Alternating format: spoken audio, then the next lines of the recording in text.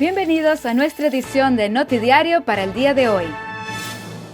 Luego de una larga fase de planeación, negociación, preparación y esfuerzo, CMC Real Estate and Bay celebra el punto más alto de la construcción del próximo Hotel Marriott en la isla, llamado Couillard, el cual ha contado con una inversión de más de 60 millones de florines para ofrecer 152 habitaciones suites con miras a estar disponibles al público a partir del mes de octubre del año 2022. El hotel formará parte de un complejo multifuncional con tiendas, áreas de entretenimiento, restaurantes, piscina, bar, casino, gimnasio, biblioteca y diversos espacios refrescantes, como es característico de la marca, así como sus altos niveles en hospitalidad y buen servicio, continuando así con su línea intuitiva, flexible y atenta, para ofrecer confort con lo mejor y último en hotelería y tecnología. El proyecto partió de una iniciativa local por parte de Gilbert Ricardo de Gold Investment Curaçao, al cual se sumaron accionistas de fundaciones locales como el del Fondo de Pensión Vida Nova, Fondo de Pensión Isla Curaçao y Fondo Privado Fundación Otra Banda, los cuales, al contar con el respaldo y experiencia de la trayectoria Marriott, conforman una contribución importante para el desarrollo de Curazao como destino turístico y de negocio en el mercado internacional. Curaçao Medical Center aplaude la iniciativa del gobierno de Curazao para que las autoridades sanitarias holandeses hagan una investigación sobre las tarifas. Así lo anunció el director del centro médico, señor Gilbert Martina. Como es de conocimiento público, el mes de septiembre se prendieron las alarmas con referente a la situación financiera del centro médico. Un punto que salió a relucir es que las tarifas que el Seguro Social paga son muy bajas, comparados con los gastos médicos del centro, sabiendo que un 80% del total de los pacientes que se reciben vienen del Seguro Social.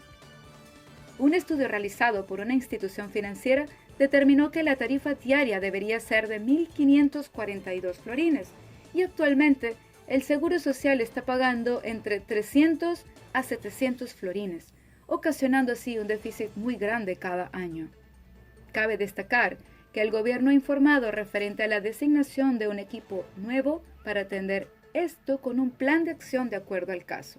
Esperemos que el trabajo en equipo conjunto con las autoridades sanitarias holandesas logren definir unas tarifas ajustadas para que todo pueda funcionar correctamente.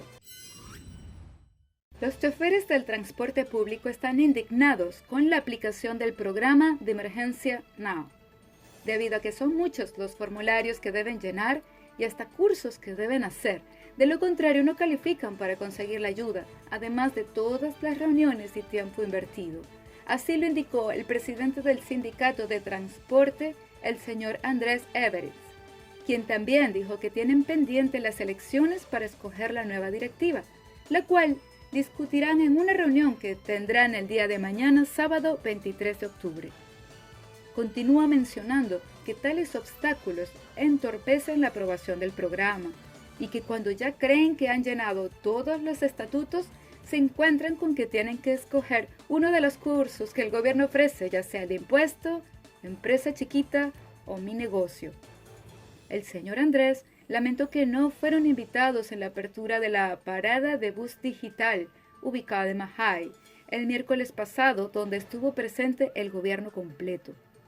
Por último, destacó que pronto realizarán las elecciones para la nueva junta directiva, que debe ser electa cada 2 años y no ha variado en 4 años debido a la pandemia.